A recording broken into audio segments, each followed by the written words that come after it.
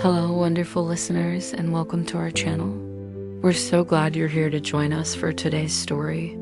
If you enjoy tales of loyalty, love, and silent strength, please consider subscribing and leaving a comment below to let us know where you're listening from. Now settle in, relax, and let's begin.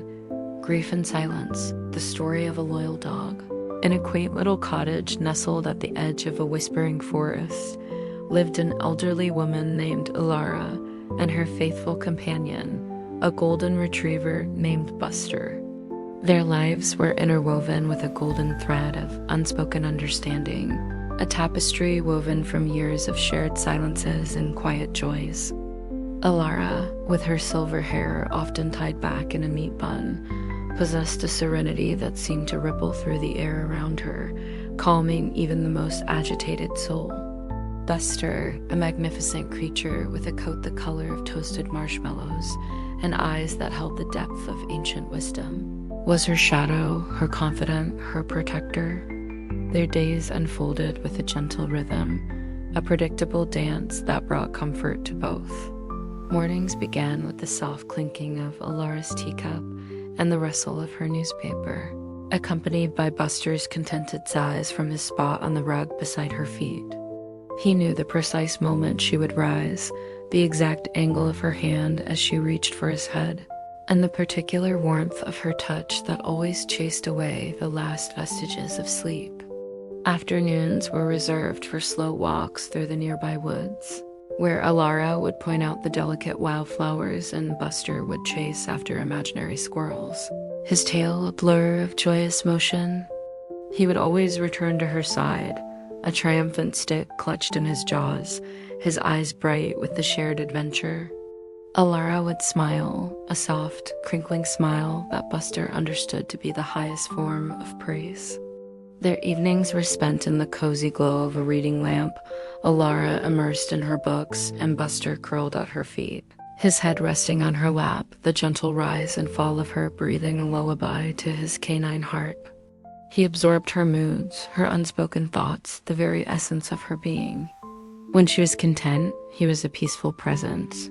When a flicker of sadness crossed her features, he would nudge her hand with his wet nose, offering silent solace. Their bond was not one of master and pet, but of two souls perfectly attuned, existing in a symphony of quiet devotion. The cottage, with its scent of old books and fresh-baked bread, was a sanctuary, a testament to a life lived simply, profoundly, and with an abundance of love. Buster's world revolved entirely around Alara. Every shift in her posture, every sigh, every subtle change in her scent was a message he instinctively understood. He knew when she needed the comforting weight of his head on her lap, or when she preferred his quiet presence by her feet as she tended to her small garden. His loyalty wasn't just a learned behavior, it was an intrinsic part of his being, a deep-seated devotion that transcended mere companionship. He was her shadow, but a shadow with a heartbeat, a personality, and an uncanny ability to anticipate her needs before she even voiced them. Their morning routine was a testament to this quiet understanding. Alara would wake to Buster's soft whine, not a demand, but a gentle reminder that the day was beginning. He would then follow her to the kitchen, sitting patiently as she prepared her tea and toast, his eyes never leaving her. He knew the exact moment a crumb might fall, but he never begged, simply waited, a silent, hopeful observer. When she finished, she would always offer him a small piece of toast, a ritual of shared sustenance that had been established years ago. Their afternoon naps were another sacred ritual. Alara, often with a book resting on her chest, would drift off in her favorite armchair, and Buster would immediately settle beside her, his body a warm, furry barrier against the outside world. He would listen to the gentle creaks of the old house, the distant chirping of birds, and the soft rustle of leaves outside, always with one ear tuned to Alara's breathing, ensuring her peaceful slumber. The world outside their cottage was a vibrant, bustling place, but within their walls, time seemed to slow. governed by the rhythm of their shared existence. They rarely had visitors, preferring the quiet intimacy of their own company. Alara often chuckled, remarking that Buster was the best conversationalist she knew, for he listened without judgment and responded with an honesty that only an animal could possess. He understood the nuances of her voice, the inflection that signaled amusement, concern, or simple contentment. He could differentiate between her good boy said with a lightheartedness and the good boy uttered with a deeper, more profound affection. These were the moments that wove their bond tighter, creating a tapestry of love and understanding that was unique and unbreakable. Buster was not just a dog. He was her anchor, her constant, her quiet confidant in a world that often felt too loud and too fast. He was her silent guardian, devoted to her happiness with every beat of his golden heart.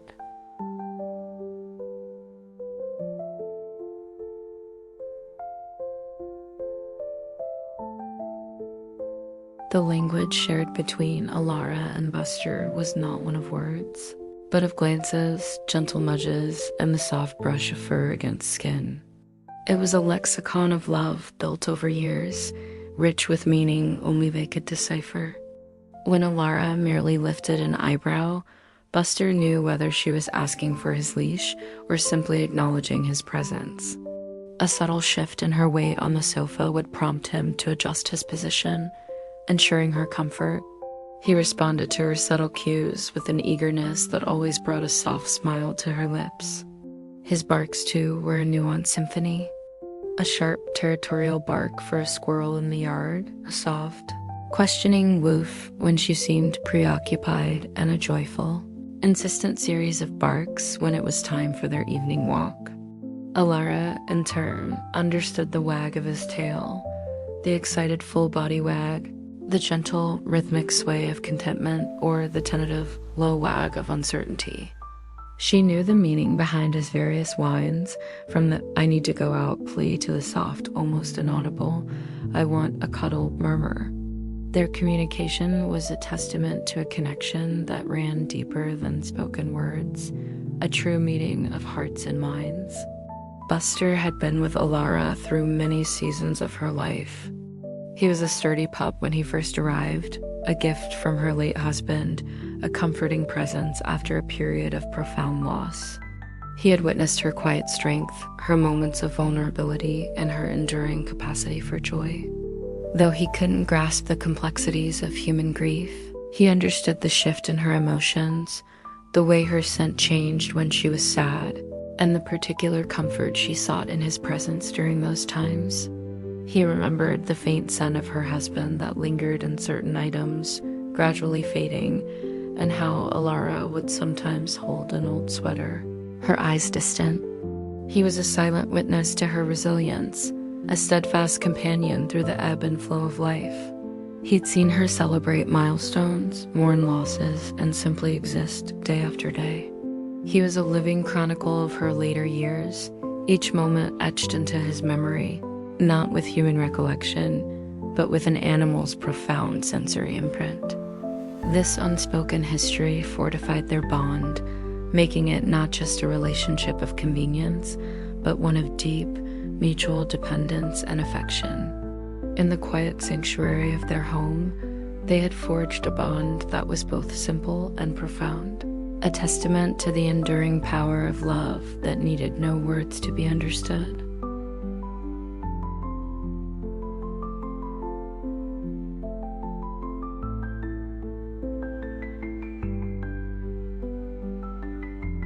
The first subtle changes began to ripple through their peaceful existence, mere whispers at first, barely discernible against the steady hum of their routine. Alara, usually an early riser, started to linger in bed a little longer. Buster, ever vigilant, would notice the absence of her familiar movements, the delayed rustle of sheets. He would pad softly to her bedside, nudging her hand with his nose, a gentle inquiry rather than a demand. Sometimes she would stir, offer him a sleepy smile, and then drift off again, a rare occurrence that stirred a faint unease in Buster's canine heart. Her afternoon walks in the woods, once brisk and invigorating, became noticeably slower. She would pause more often, leaning against a tree trunk, her breath coming in shorter, shallower gasps. Buster, attuned to her every pace, would slow down too, staying closer to her heels, his usual playful darts into the undergrowth becoming less frequent. He'd glance back at her, a silent question in his intelligent eyes, trying to gauge her comfort. Alara would wave a dismissive hand, insisting she was just enjoying the scenery, but Buster could detect the subtle shift in her scent, a faint metallic tang beneath the familiar, comforting aroma of old books and lavender. The forgotten chores were another sign. A watering can left half-filled on the porch, a teacup abandoned on the coffee table, her knitting needles left mid-stitch. These were small anomalies in Alara's usually meticulous routine, and Buster, with his keen observational skills, registered each one. He would sometimes nudge the watering can with his nose, as if to remind her, or lie beside the forgotten teacup, a silent sentinel. The quiet unease began to grow within him, a primal instinct stirring, telling him that something was amiss in their perfectly balanced world. He didn't understand illness or the frailties of aging, but he understood discomfort, and he sensed it in Alara. He would press himself against her more often, seeking to offer a wordless comfort, a solid, warm presence against whatever unseen burden she carried. The golden thread that connected them, once so vibrant and strong, now had a faint shadow clinging to it, a premonition of change that Buster's loyal heart felt long before Alara acknowledged it herself. The air in the cottage, once so full of serene contentment, now carried a subtle undercurrent of something new, something unsettling. As days turned into weeks, the faint shadow over Alara began to deepen, subtly altering the familiar rhythm of their lives. Her energy, once a steady stream, now ebbed and flowed unpredictably. Some mornings, she would wake with a spark of her old vigor, but by afternoon, a profound weariness would claim her, pulling her into longer, deeper naps from which she emerged looking pale and drained. Buster, ever watchful, would observe these fluctuations with an almost palpable concern. He would lie closer to her during her naps, his breath synchronizing with hers, as if his very presence could shore up her dwindling strength. The scent of her, once a constant source of comfort, now carried a new, faint undertone, one that spoke of something sterile and unfamiliar, a smell he began to associate with the unfamiliar car that sometimes took her away. Doctor's appointments, once infrequent, became a regular fixture. The sight of the neighbor's car pulling into the driveway, signifying a trip to the clinic, would send a ripple of anxiety through Buster.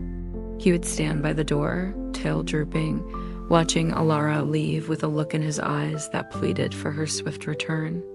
The house felt emptier during these absences, the silence more profound, punctuated only by his own heavy sighs. He would pace restlessly, checking her favorite spots, the armchair, her bed, the kitchen, as if hoping to find her simply materialized there. When she returned, often looking more tired than when she left, Buster's relief was immense, expressed in a flurry of tail wags and enthusiastic licks. Yet, even in these moments of reunion, he sensed a change. Her touch was sometimes weaker, her voice a little softer, her smile tinged with a weariness she tried to hide. He became more protective, positioning himself between her and any perceived threat, even the mailman, whom he usually greeted with a friendly bark. During their walks, Alara would often need to stop, her hand pressing gently against her chest. Buster would sit patiently beside her, his warm body a silent comfort, his eyes scanning the horizon as if searching for a solution to her discomfort. He would nudge her hand with his nose, offering silent reassurance, trying to convey his unwavering presence. The peaceful rhythm of their shared life was shifting, slowly but inexorably, towards an unknown cadence, and Buster, with his loyal heart, felt every discordant note. Buster's innate sense of protection, a primal instinct deeply embedded in his canine nature, began to sharpen into a keen vigilance. He didn't understand the complex medical terms Alara's doctors used, nor did he grasp the concept of her declining health in human terms. But he understood change, weakness, and the subtle cues of vulnerability. And Alara, his world, his sun, his moon, was becoming vulnerable.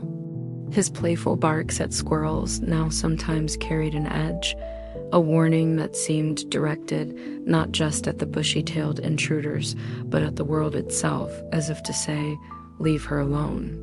He would position himself strategically in the cottage, always with a clear line of sight to Alara, whether she was in the kitchen preparing a meal or in the living room reading. As she moved, his eyes would follow, a silent guardian tracking her every step. He began to sleep more restlessly, often waking with a start, his ears perked, listening for any unusual sound, any indication of distress from Alara. One afternoon, Alara dropped a book, the sudden thud echoing in the quiet room. Buster, who had been dozing, was instantly on his feet, a low growl rumbling in his chest. He rushed to her side, nudging her hand, his eyes wide with concern. Alara, startled, reassured him with a soft pat. "Just clumsy, old boy. Nothing to worry about." But her voice, though gentle, carried a tremor that Buster detected, a subtle waver that heightened his unease. He began to bring her toys more frequently, not his usual play offerings, but objects he seemed to believe might cheer her, a worn tennis ball, a favored chew bone. He would place them gently at her feet, then sit back, watching her with an earnest expression, as if hoping his small gestures could somehow alleviate her unseen discomfort. Alara would smile, a little sadly, and scratch behind his ears. "You're a good boy, Buster. Always looking out for me." She understood his intentions, even if she couldn't fully articulate the depth of his unspoken care.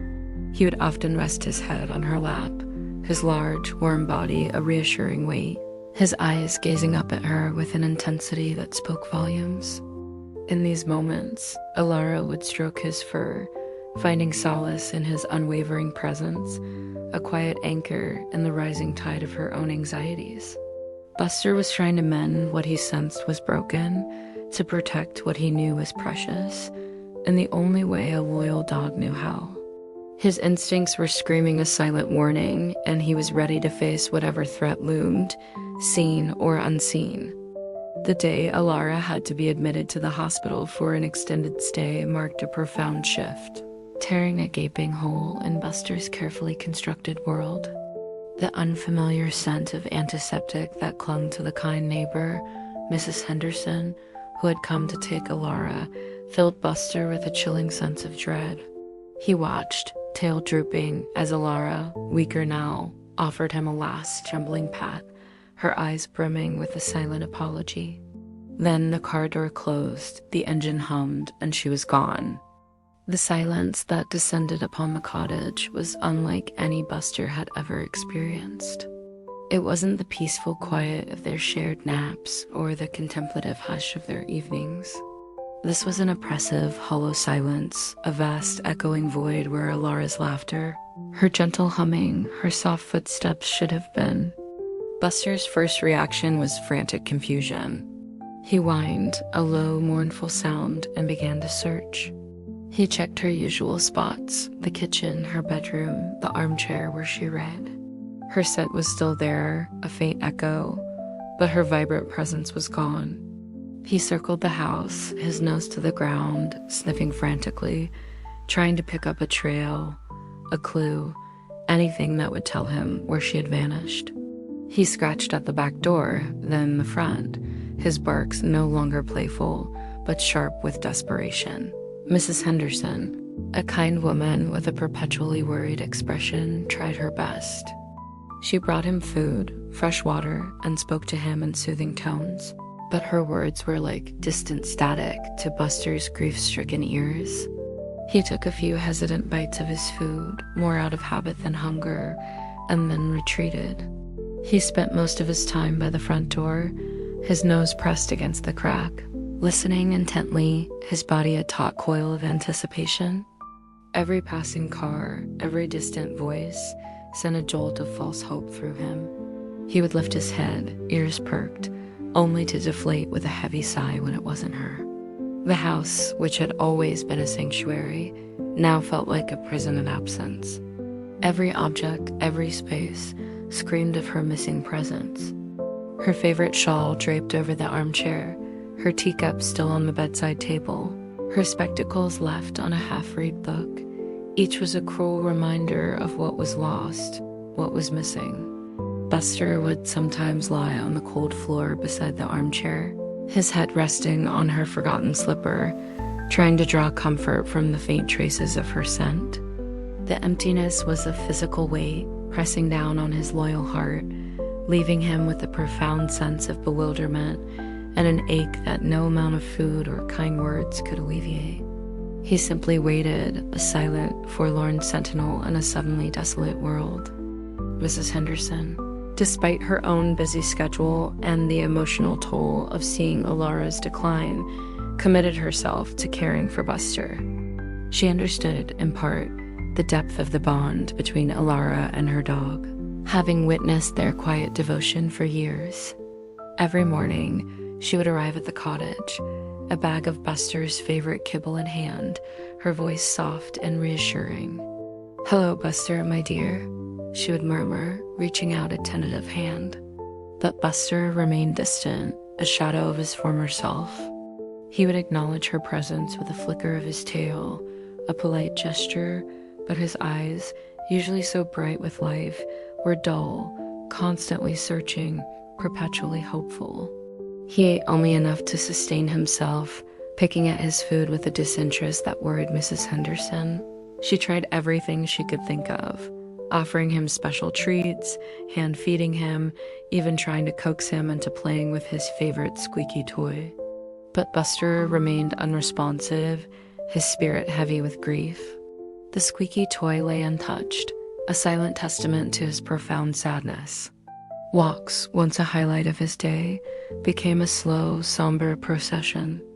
He would walk beside Mrs. Henderson, his head low, his nose to the ground, but not in exploration.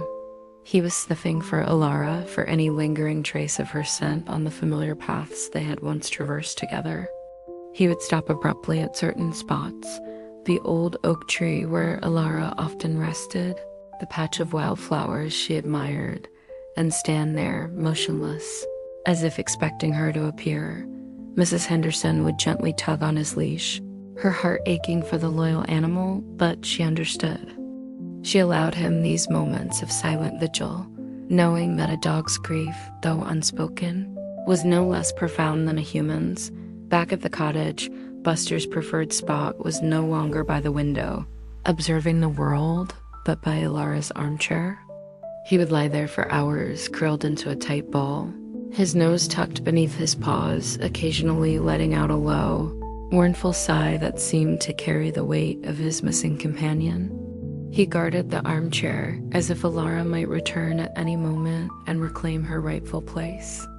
Mrs. Henderson would sometimes sit on the sofa opposite him, reading or knitting, simply offering her quiet presence, a human anchor in his sea of sorrow. She knew she couldn't fill the void Alara had left, but she could offer kindness, a steady hand, and the knowledge that he was not entirely alone. Buster, in his silent grief, absorbed this kindness, a faint warmth in the cold emptiness of his heart, but his vigil continued, unwavering, for the woman who was his whole world. A few times, against all odds, Alara was allowed to return home for short periods between hospital stays. These were moments of immense, overwhelming joy for Buster, a sudden burst of sunlight piercing through the heavy clouds of his grief. The moment he heard the familiar crunch of the car in the gravel driveway, his ears would perk up, his tail would give a tentative thump against the floor, and then, as he saw her frail figure being helped from the car, a frantic, joyous explosion of barks and full-body wags would erupt from him. He would leap, not with his usual boisterous energy, but with a cautious excitement, careful not to overwhelm her. He'd lick her hands, her face, wine with an intensity of emotion that conveyed months of pent-up longing. Alara, though weak, would muster a gentle smile, her eyes shining with tears as she stroked his golden fur. "Oh, Buster, my good boy," she would whisper, her voice thin but filled with profound love. These reunions were bittersweet, however. Buster quickly noticed the changes in her. The scent of antiseptic, now stronger, clung to her clothes and skin, mingling with her familiar, comforting aroma. Her movements were slower, her steps more hesitant. She spent most of her time in bed or in her armchair, her energy quickly depleted. Buster, initially overjoyed, would soon become confused. He would bring her toys, expecting their usual play, but she could only offer a weak smile and a gentle pet. He would lie beside her, his head on her lap, gazing up at her, trying to understand why she wasn't her old self, why the spark in her eyes seemed dimmer. He would nudge her hand with his nose, as if to say, "Are you all right? What's wrong?" He tried to make her comfortable, bringing her favorite blanket, resting his head near her, offering the silent solace of his warm body. He would watch her sleep, his chest rising and falling with quiet concern, the fear of her leaving again a palpable presence in the room. He sensed the fragility of these moments, the precariousness of her presence. The joy of her return was always tinged with the underlying anxiety of her imminent departure. He learned to cherish every moment, every soft touch, every whispered word, knowing that these precious interludes were fleeting. Each time the car returned to take her back to the hospital, Buster's heart would sink. The farewells were harder now, imbued with a deeper sense of dread. He would watch her go, his body slumping, the heavy silence of the house once again descending upon him, even more profound after the brief taste of her presence. He was caught in a cycle of hope and despair, his loyalty unwavering, his heart breaking a little more with each departure. The day came when the quiet rhythm of the cottage stopped altogether. There was no gentle return, no brief, bittersweet reunion. Instead, Mrs. Henderson arrived, her face etched with a profound sorrow Buster instantly recognized. She sat on the sofa, her shoulders shaking, and spoke in hushed tones to the unfamiliar faces that began to appear in the house. Relatives Buster had only seen a few times, their voices low, their expressions grim. Buster, sensing the shift in the atmosphere, the heavy, suffocating weight of grief that permeated the air, became agitated.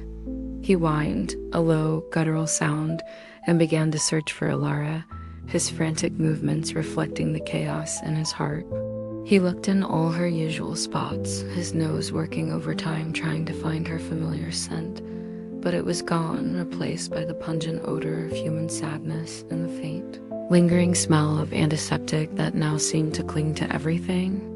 He looked at Mrs. Henderson, his eyes pleading for an explanation, for a sign, for something to make sense of the profound absence that was rapidly solidifying around him.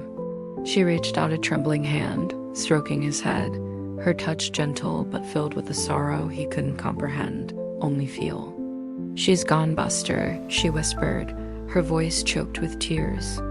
"Alara's gone." The words, though meaningless to his canine ears, carried the weight of finality. He didn't understand gone in the human sense of death, but he understood absence, a complete and utter void where her vibrant presence used to be. He began to pace, a low, mournful howl building in his chest. It was a sound of pure, unadulterated grief, a primal lament for the loss of his world. He pushed past the unfamiliar legs, desperate to find her, to somehow bring her back. He went to her bedroom, jumping onto the bed, burying his face in her pillow, trying to inhale the last vestiges of her scent, a desperate attempt to cling to her memory. When that brought no solace, he returned to her armchair, lying down on the worn fabric, his body shaking with silent sobs. He lay there, motionless, for what felt like an eternity, the unfamiliar voices and hushed movements around him fading into a distant hum. The silence that followed was not merely the absence of sound. It was the absence of life, of warmth, of the golden thread that had bound him to his beloved Alara. It was the silence of a heart broken, a world shattered, a loyalty left adrift. The last goodbye wasn't a moment. It was an eternity of dawning realization, a quiet, profound devastation that settled deep within his loyal, grieving soul. Alara was truly gone, and Buster was left to navigate the desolate landscape of his loss, alone in his silent sorrow. In the days that followed Alara's passing, the cottage became a mausoleum of memories for Buster. Every creak of the floorboards, every rustle of the curtains, seemed to carry an echo of her presence, a phantom sound of her gentle laughter or the soft thud of her book closing. But these echoes were cruel, for they only served to underscore her profound absence. Buster's grief was a heavy, visible cloak. His once lustrous golden coat seemed duller. His eyes, usually so expressive, were clouded with a deep, uncomprehending sadness. He refused to eat, turning his nose away from even his most cherished treats. Mrs. Henderson, still checking on him daily, tried every trick she knew. But Buster's appetite for life, for food, for anything, had vanished with Alara.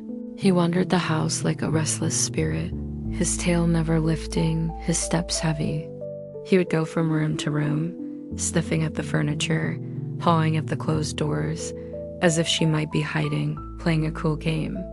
He'd spend hours by her armchair, lying with his head on the worn fabric, his body curled into a tight, desolate ball. He would let out low, mournful whimpers, sounds that tore at Mrs. Henderson's heart, for they spoke of a pain so profound, so raw, that it seemed to reverberate through the very walls of the cottage. His favorite toys, once a source of endless joy, lay scattered and untouched. The tennis ball, the squeaky bone, the frayed rope, all were meaningless without Alara to share in the game. He would sometimes carry one in his mouth for a moment, then drop it with a sigh, as if the effort was too much, the memory too painful. Sleep offered little respite. He would often wake with a start, whimpering, his dreams likely haunted by the memory of her touch, her voice. He would then climb onto her side of the bed, burying his nose in her pillow, trying to inhale the last faint scent of her, a desperate attempt to cling to the fragments of her presence. He would lie there, unmoving, until the first rays of dawn crept through the window, painting the room in hues of gray and soft gold, colors that only seemed to deepen his heartache. The garden, once a place of shared joy, now held only silent, blooming reminders of her careful tending. He would sit by the window, gazing out at the vibrant flowers, their beauty a stark contrast to the barren landscape of his heart. Every corner of the cottage, every object, every scent was a painful reminder, an echo of a life that was now tragically silent. Buster was trapped in a labyrinth of grief, lost without the golden thread that had always guided him, his loyal heart breaking anew with every passing moment. After several weeks, it became clear that Mrs. Henderson, despite her best intentions, could not permanently care for Buster. Her own commitments and the physical demands of looking after a grieving dog of Buster's size were too much. With a heavy heart, she contacted Alara's nephew, Robert, who lived a few towns away. Robert, a kind man with a bustling family of his own, had visited Alara occasionally and remembered Buster as a jovial, energetic dog. He agreed to take him in, hoping that a change of scenery and the presence of a lively family might help Buster heal. The day of the move was another traumatic experience for Buster. Mrs. Henderson, her eyes red-rimmed, led him to Robert's car. Buster resisted, pulling back on his leash, his instincts screaming at him not to leave the cottage, his last tangible link to Alara. But he was gently coaxed inside, his mournful whines filling the car as they drove away from the only home he had ever truly known. Robert's house was a stark contrast to the quiet cottage. It was a vibrant, noisy place filled with the laughter of children, the clatter of dishes, and the constant hum of family life. There were new smells, a cacophony of unfamiliar scents, different foods, different people, different animals. Buster was overwhelmed. He cowered in a corner of the living room, his tail tucked between his legs, his eyes darting nervously around the unfamiliar space. Robert and his wife, Maria, tried their best to make him feel welcome. They spoke to him in soft voices, offered him treats, and tried to coax him into playing with their children, Lily and Tom. But Buster remained withdrawn. He tolerated their pets, accepted the food he was offered, but his heart wasn't in it. He was polite but distant, his sadness a palpable barrier between him and his new surroundings. He missed the quiet familiarity of Alara's cottage, the predictable rhythm, the profound understanding that had permeated every corner of his old life. Here, he was just a dog, a grieving dog, in a house full of strangers. He spent his days finding the quietest, most secluded spots, often under a table or tucked behind a sofa, where he could observe the bustling family from a safe distance. He watched the children play, their innocent joy a stark contrast to the heavy weight in his own heart. He was cared for, fed, walked, but the specific, profound grief he carried was a burden no one in this new family seemed to fully grasp. They saw a sad dog. He felt a gaping wound. His new home offered shelter and sustenance, but it could not yet offer solace to his heavy, grieving heart. Buster's adjustment to Robert and Maria's house was slow, a reluctant dance between his ingrained politeness and his profound, unyielding grief. He was a guest, a displaced soul, living among strangers who, despite their best efforts, couldn't fill the void Alara had left. He ate what was put before him, but without enthusiasm, merely enough to survive. He accepted walks, but his steps were heavy, devoid of his usual joyful bounce. He still scanned the horizon, his nose working, as if Alara might suddenly appear, beckoning him home. The children, Lily and Tom, initially excited by the arrival of a new dog, soon learned of Buster's quiet sorrow. They tried to entice him with their toys, squeaky balls, plush animals, TUT ropes, but Buster would only offer a gentle sniff then turn away. He didn't growl or snap. He simply disengaged, his spirit too heavy for play. He found solace in a quiet corner of the living room, tucked behind a large armchair where he could observe the bustling family from a distance. He would lie there for hours, his head resting on his paws, his eyes following the movements of Robert, Maria, and the children. He was an observer, an outsider, a silent sentinel watching a life that was not his own. Robert and Maria, though kind and patient, struggled to understand the depth of Buster's unwavering grief. They had never experienced such a profound, sustained sadness in an animal. They knew he missed Alara, but they expected him to eventually adjust, to find new joys. They tried to engage him, to coax him out of his shell, but their attempts, though well-meaning, felt like an intrusion to Buster's private sorrow. He didn't want to play. He wanted Alara. He didn't want new affection. He wanted her specific touch. He spent a significant portion of his days gazing out the window, his large, intelligent eyes fixed on the distant trees, as if expecting to see Alara walking up the driveway, her familiar figure a beacon of hope. The world outside the window was alive, vibrant, but Buster saw only a canvas of longing, a backdrop against which his grief silently played out. His new family understood that he was a sad dog, but they couldn't grasp the silent vigil he kept, the constant yearning for a presence that was forever gone.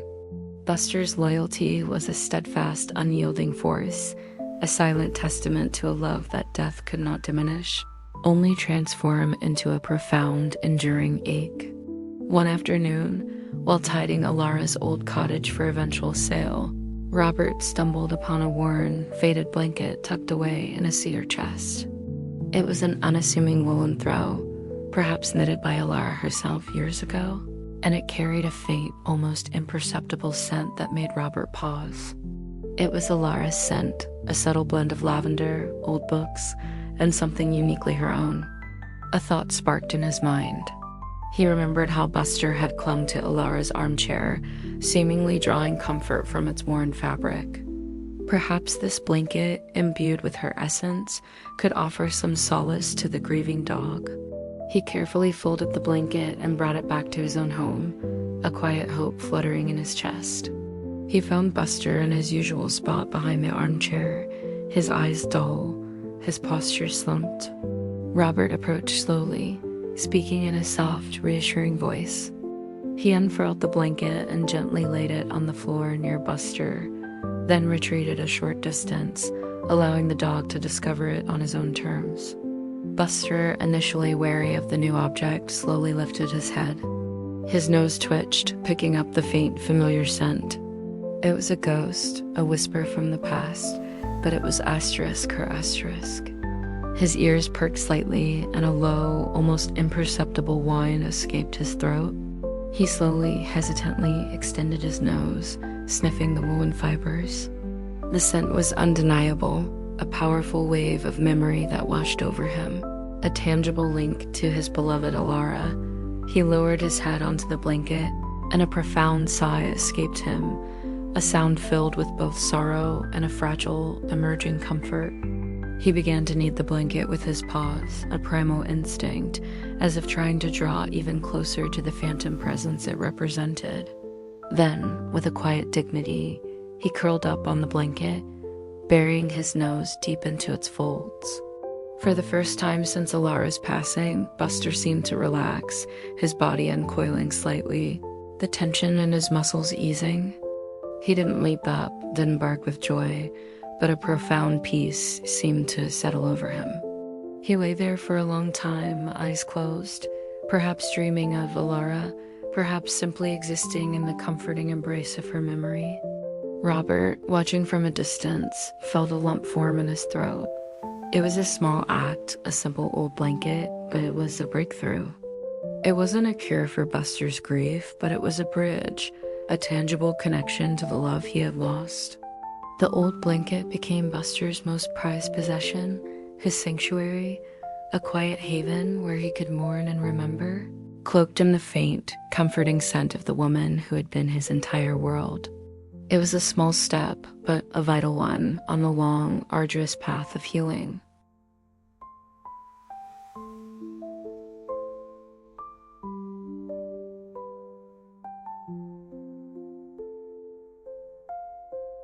While Robert and Maria observed Buster with a mixture of sympathy and bewilderment, it was their youngest daughter, Lily, who seemed to possess an innate understanding of his quiet suffering.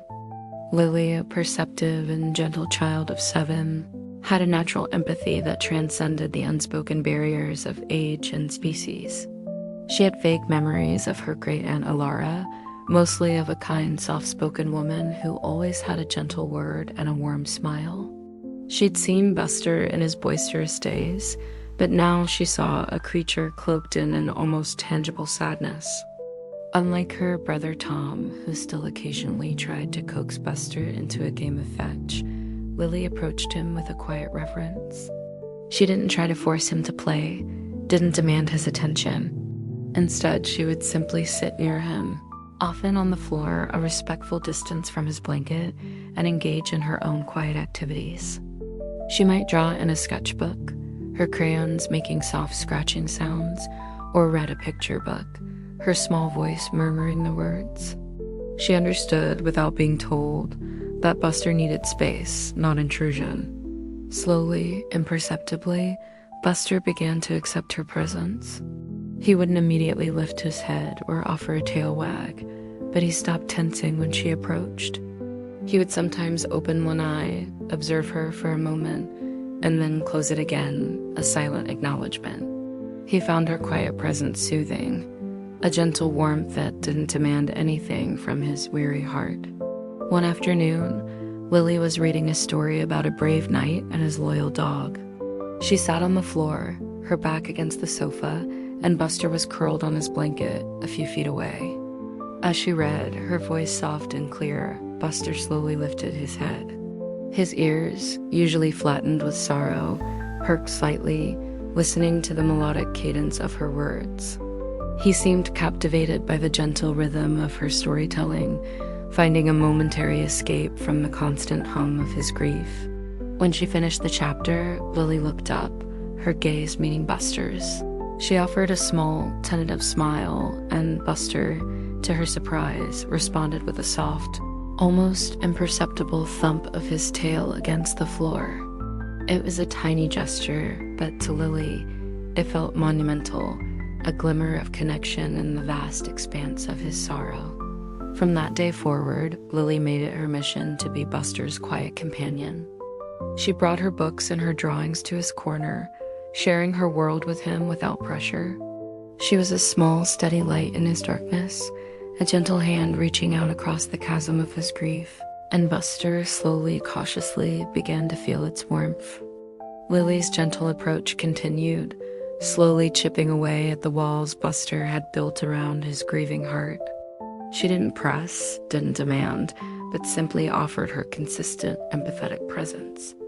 She understood that grief wasn't something to be fixed, but something to be acknowledged and held. She would often sit beside him, not touching him unless he initiated it, and talk to him in soft whispers.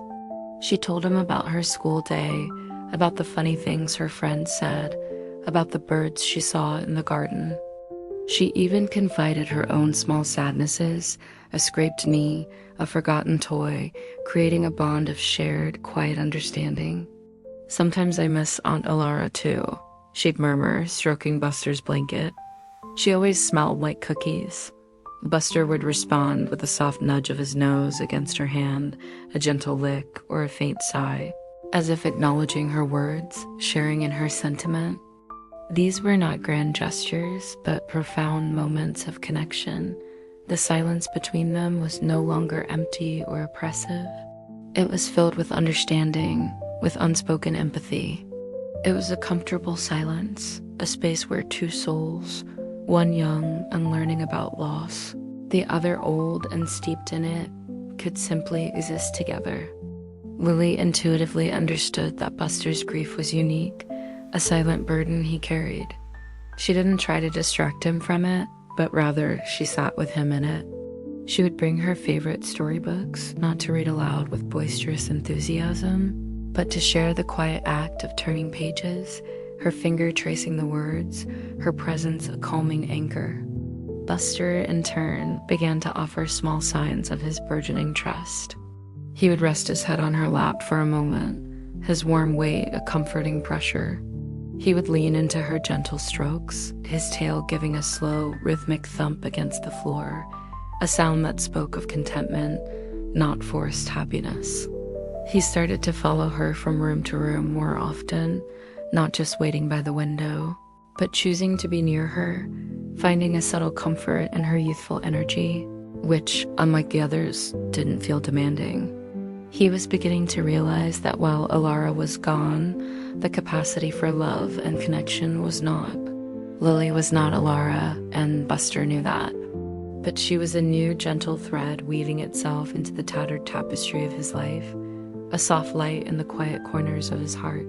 Their shared silence became a sanctuary, a place where grief could exist alongside a burgeoning, gentle bond, a testament to the healing power of understanding and unwavering presence. One crisp autumn afternoon, with the leaves painting the world in hues of fiery orange and deep crimson, Lily had an idea. She approached her parents, her eyes bright with a thoughtful earnestness. "Mom, Dad," she began, "can I take Buster to the old park today? The one Aunt Alara used to take him to?" Robert and Maria exchanged a glance. They had been hesitant to take Buster back to places that might trigger painful memories, but they also recognized the growing bond between Lily and the dog. Perhaps with Lily's gentle presence, it might be a step towards healing, a way for Buster to revisit those memories without being overwhelmed. After a moment of consideration, they agreed, with the condition that Maria would accompany them, keeping a watchful eye. As they drove towards the familiar park, Buster seemed to sense the change in destination. His ears perked, and he shifted restlessly in the back seat. The scent of familiar trees, of damp earth and fallen leaves, began to filter through the open window, stirring dormant memories within him. When they arrived, the park was bathed in soft, dappled sunlight. Buster, usually hesitant to leave the car at new places, bounded out with a cautious eagerness. His nose immediately went to the ground, sniffing frantically, processing a flood of familiar scents. He recognized the path, the towering oak trees, the faint, earthy smell of the creek.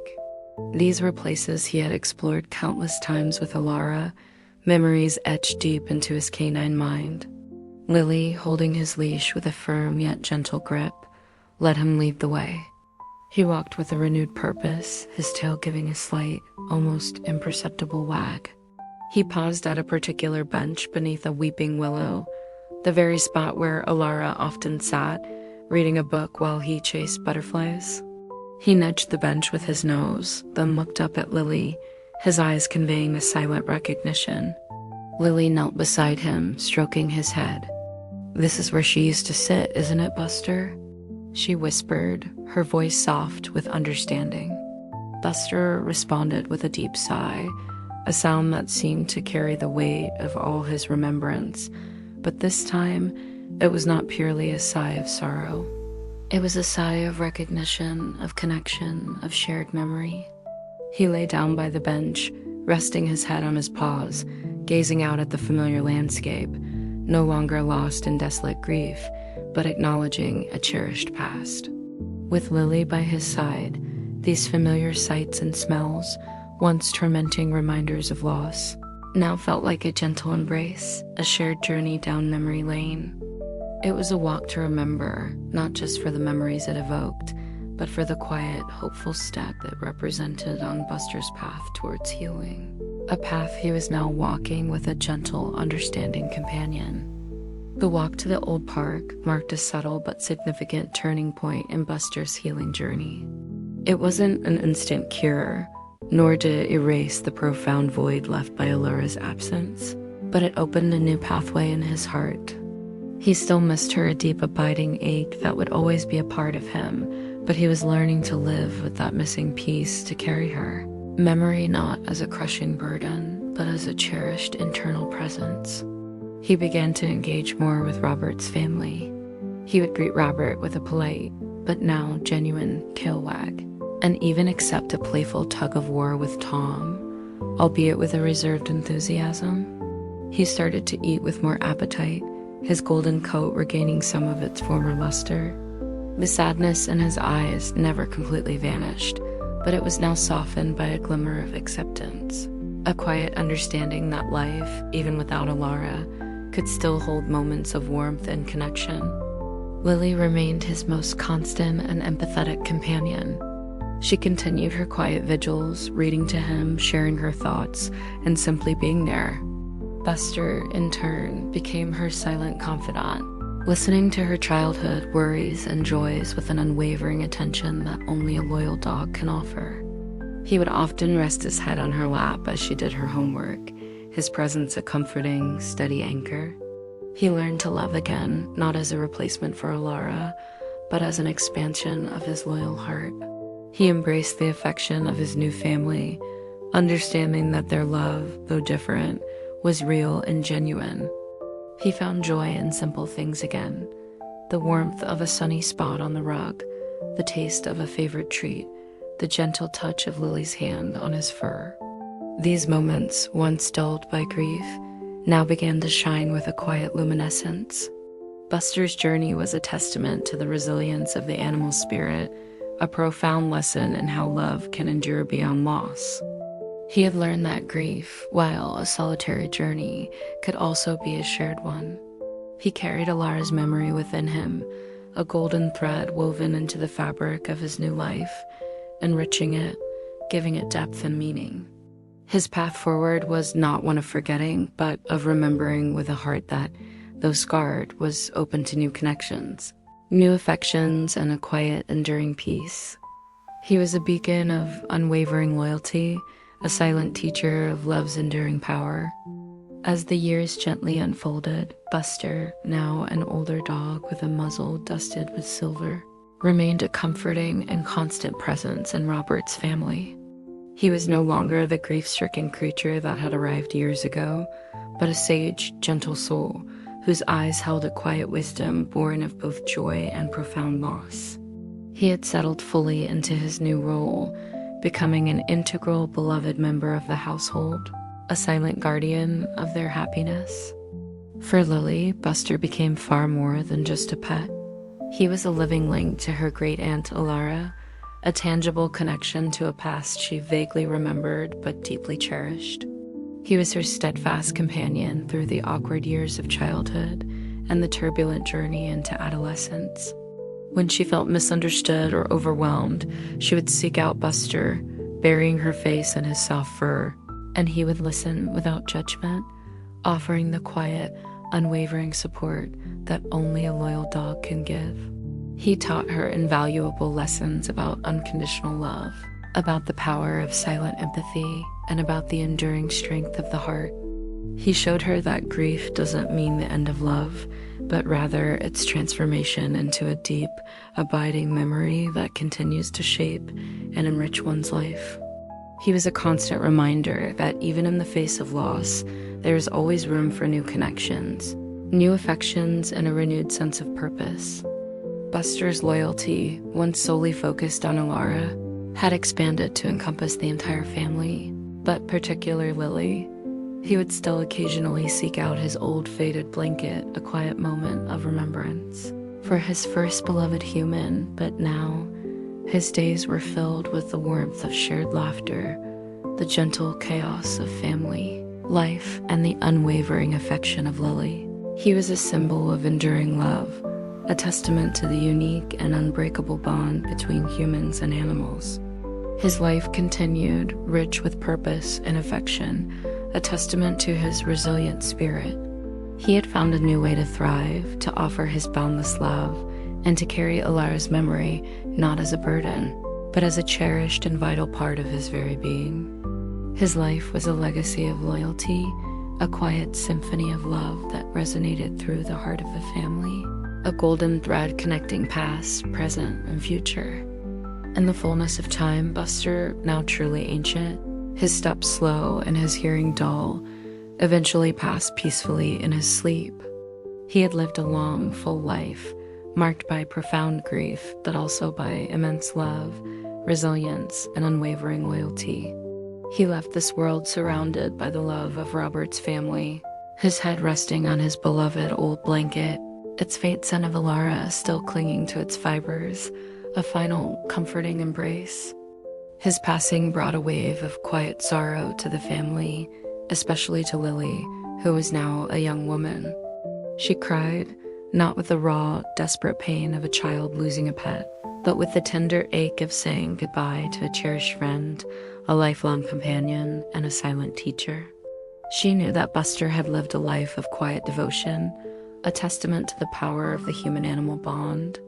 Buster's story, Grief and Silence, was ultimately a story of enduring love. It was a narrative that transcended the spoken word, illustrating the depth of emotion, the profound loyalty, and the incredible resilience that exists within the animal heart. He had taught everyone who knew him that grief is not a weakness, but a testament to the capacity for love. He showed that even in the deepest sorrow, there is always a glimmer of hope, a potential for new connections, and a quiet strength that allows one to carry on. Alara's spirit, though physically absent, lived on not only in the memories of those who knew her, but also profoundly through Buster. The lessons he taught, the comfort he offered, the unwavering love he shared were all echoes of the bond he had with her. His silent grief had blossomed into a legacy of love, reminding everyone that love, in its purest form, transcends even death. It changes, it transforms, but it never truly dies. Buster's life was a beautiful, poignant reminder that sometimes the most profound stories are told not with words, but with a loyal heart, a gentle nudge, and a quiet, enduring presence. He rests now, reunited in spirit with his beloved Alara, their golden thread of understanding woven forever into the fabric of eternity, a timeless tale of grief and silence and love forever.